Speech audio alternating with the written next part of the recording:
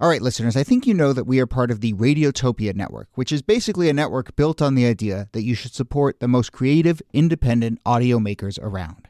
No one, and I mean no one, embodies the Radiotopia ethos more than Benjamin Walker and his show Theory of Everything. Benjamin, who I've known for a long time, has been making beautiful, personal, sprawling audio documentaries for decades that help us understand the very strange world we live in. And now he has a new series called Not All Propaganda is Art.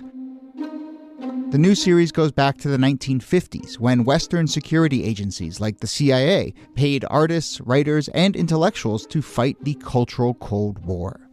The CIA funds were free. I mean, no one was told what to say. Gloria Steinem, activist who sees the CIA as a sort of enlightened pal or rich uncle, there is another viewpoint. Look, if you're listening to this show, I know you like secret histories. I know you like a mix of culture and politics and shadowy figures. So what are you waiting for? Not All Propaganda is Art from Benjamin Walker. You can find it now wherever you listen or at theoryofeverythingpodcast.com. Hello and welcome to This Day in Esoteric Political History from Radiotopia. My name is Jody Avenger.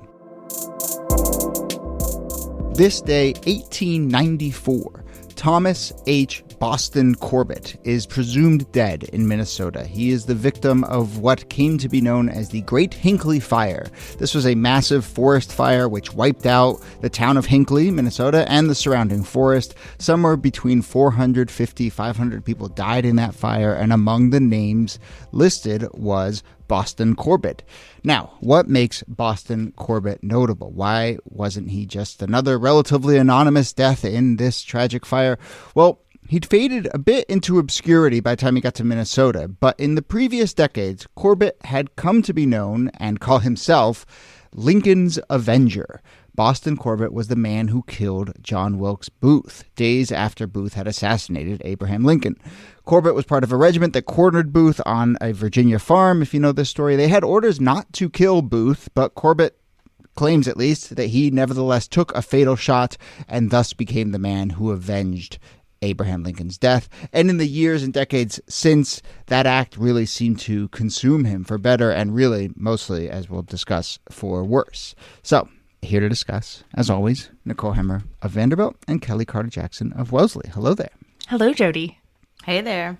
Thomas H. Boston Corbett. We're going to call him Boston Corbett from now on. That's what most people called him. I suppose we should start with Booth's death, the days after Lincoln's assassination. How does Booth finally get cornered, captured, and killed? I mean, it's probably one of the greatest manhunts in American history. Abraham Lincoln has died, and people are trying to find John Wilkes Booth wherever they think he might be. And so he is on the run. He actually ends up in a man's farm by the name of Richard Garrett and is hiding in sort of a barn and gets cornered by this regiment. And he refuses to come out. And so one of the tactics they used to get him to try to come out is they set parts of the barn on fire. And even still, he refuses. And it's not clear exactly how he is killed, but he's shot in the back of the head. And Corbett is the one who claims to have shot him in this process. He says that John Wilkes Booth was trying to take aim at him, and so he shot in self-defense. But again, it's a little murky. And it seemed like at that point, Booth was dragged out of the barn because he lives for another 2 hours with this gunshot to the head. It's a pretty agonizing death. But when the unit is asked who did this, who shot him, Corbett's the one who steps forward and says he's the shooter. And when his commander says, why did you violate this order? He says, Providence directed me. No. Which is a little bit of a hint into how the mind of Corbett works. We should maybe do an episode specifically on the Booth escape and the Booth manhunt and so forth, because I don't know this right off the top of my head, but I think the Garretts were really interesting people too, the farm, and there was like questions about whether they were hiding him or whether they tipped him off and so forth. But and worth saying that John Wilkes Booth was a pretty famous actor, so very recognizable as well. So hiding him was a tricky thing to do. Yeah, and it is true that Garrett and I think the 12-year-old son, his 12-year-old son who were there, they contradicted Corbett's testimony because Corbett had claimed that he was sort of maybe acting in self-defense and that Booth, he had seen Booth reach for a gun and so forth. And so they contradicted that. So, it thus starts this interesting thing of Corbett kind of claiming that he did this, maybe claiming self-defense, but then also really realizing, like, he eventually starts calling himself Lincoln's Avenger. He really starting to embrace this. But to get through some of the details, I mean, Corbett is brought to trial, or so to speak. There are repercussions here because, again, he was contradicting orders to capture Booth alive, right? Right. He's taken directly to the Secretary of War. At the time, it was Edwin Stanton. And he gives that recounting that you were just saying, Jody. He says, it was him or me. He was going to shoot me if I didn't shoot him. He claims that he had tried to just disable Booth and not kill him, but his arm slipped or Booth moved. And I think that if you want to understand the legend of Lincoln's Avenger that comes out of this, Stanton's response is pretty dramatic. He pauses and then he says, "The rebel is dead. The patriot lives. He has spared the country expense, continued excitement, and trouble. Discharge the patriot." So very dramatic. That is. But it's also a way of saying, like, it doesn't matter. You know what I mean? Right. Eventually, he was going to get, executed, if not assassinated. And so the whole idea of taking him alive would have only been to sort of question him about intent. But even his intent was clear. So, the fact that he was gone, it was sort of like, okay, well, at least he's captured and we don't have to spend more dollars trying to investigate either the murder of Lincoln or the murder of John Wilkes Booth. Yeah. But yeah, Stanton calling him in that moment, the patriot, really does set, as we've said, like, so often history starts to just write itself in those moments and that choice.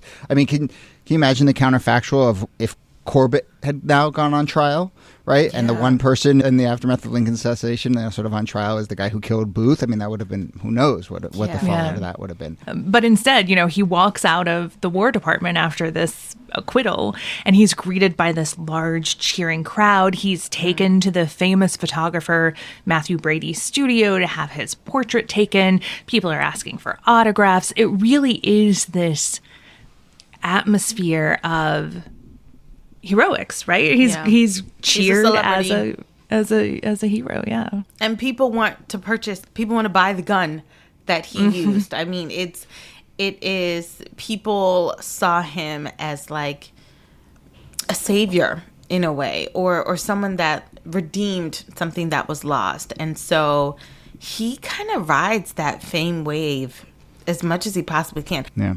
It's funny, as I'm thinking about this story, I'm reminded of Robert Ford, the guy who killed Jesse James. And I mean, one of my favorite movies is the assassination of Jesse James. Robert Ford, at least according to the movie, and I think according to the legend, kind of like had this sort of like, I was this avenging angel, but then it starts to turn on him and starts to get sinister and it starts to consume him. And he's like trying to sell pictures of Jesse James's dead body. I don't know. I think I'm conflating these vibes in my head, but I think it is sort of similar. Corbett gets a little bit of money. Yeah. There was a ransom out for John Wilkes Booth, and the money is about $100,000. He gets a portion of that. He gets, about $1,600, $1,653, which in today's money is like $29,000. So it's not nothing. It's a significant amount of money in which he can, sort of fund any endeavor he wanted to do after that. Yeah. But the endeavor he wants to fund is really just being Boston Corbett, right? Yeah. And that really is kind of, I think we can now start a sort of tour of his very twisted and tragic, disturbed life, aftermath of this, including, we've hinted at it a little bit, but including the sort of introduction of real biblical kind of overtones here. And so he refers to himself as the avenging angel, but he talks about how it was God who avenged Abraham Lincoln, not me. What a God we have that he willed me to do this and so forth.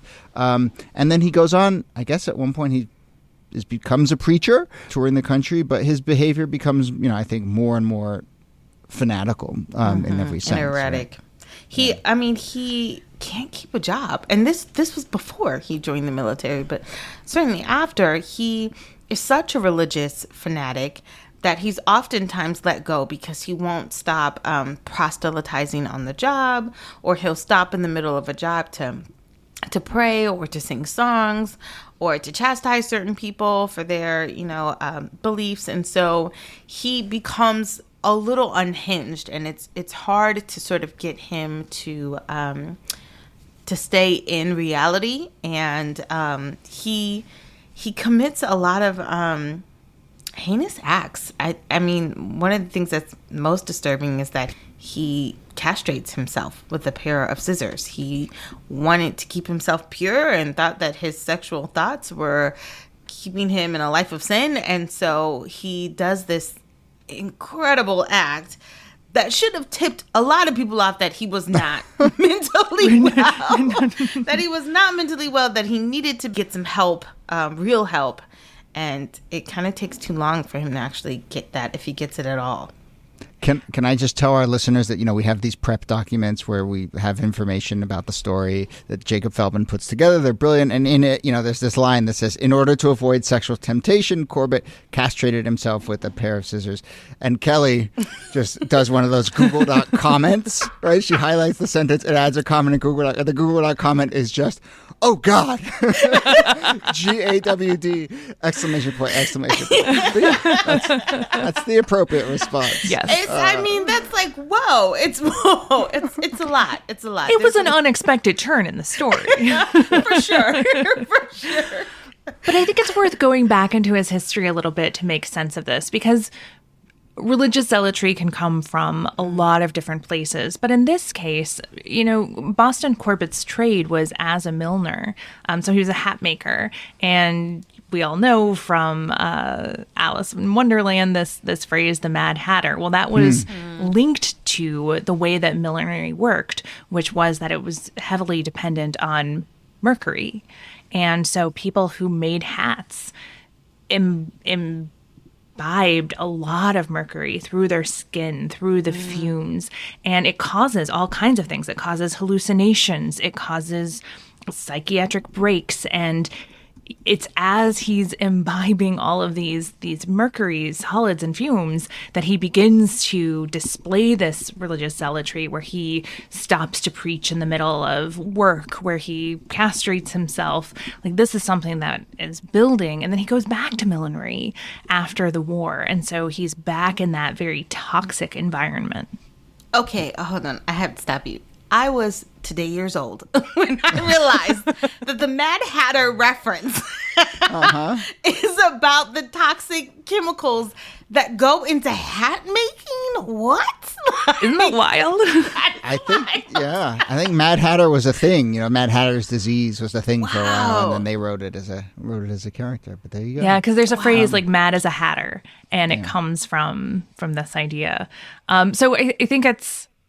He could have also had other psychological problems. He does end up, he becomes a Methodist preacher for a while. He goes off and he homesteads in Kansas, and then he ends up in an asylum because he is becoming increasingly erratic, and people are worried that he's a danger to himself and others.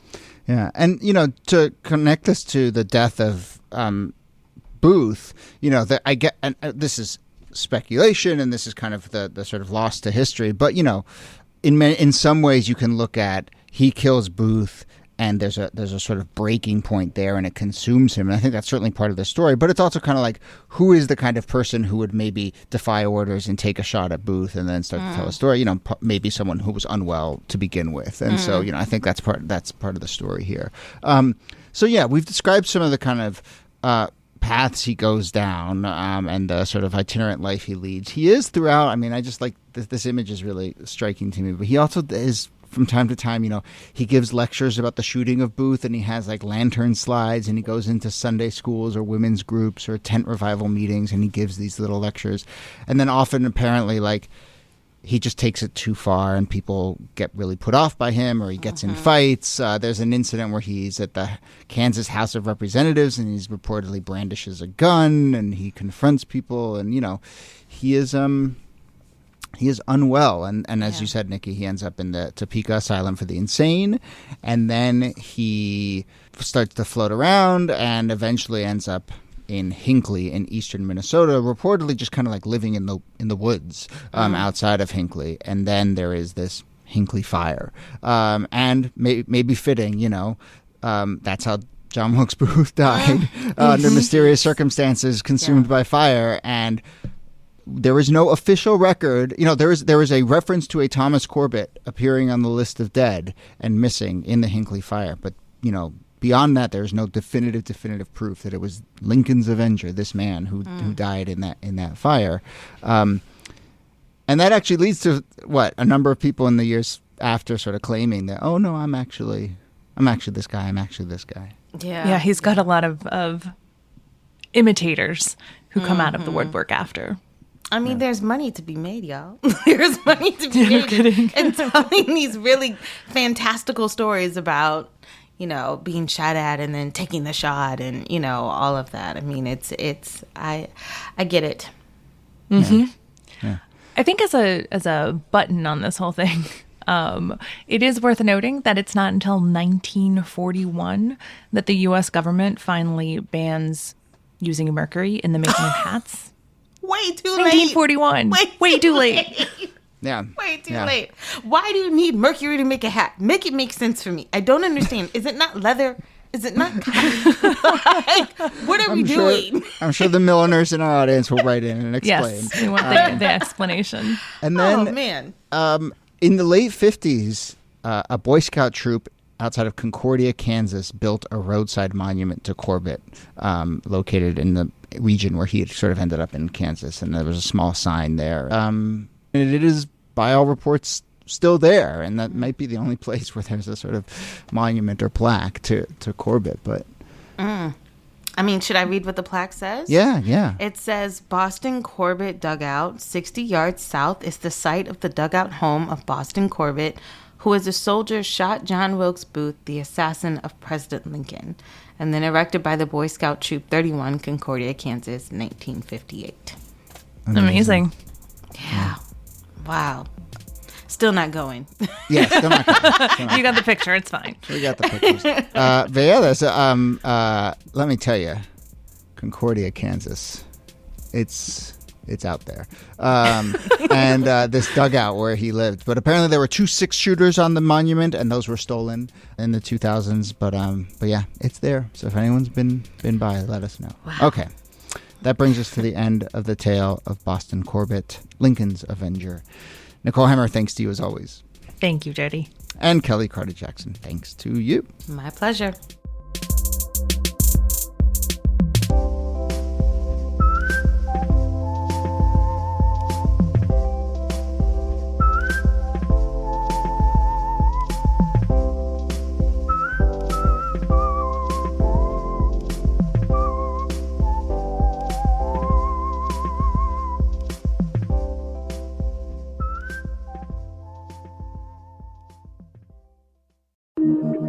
Radiotopia.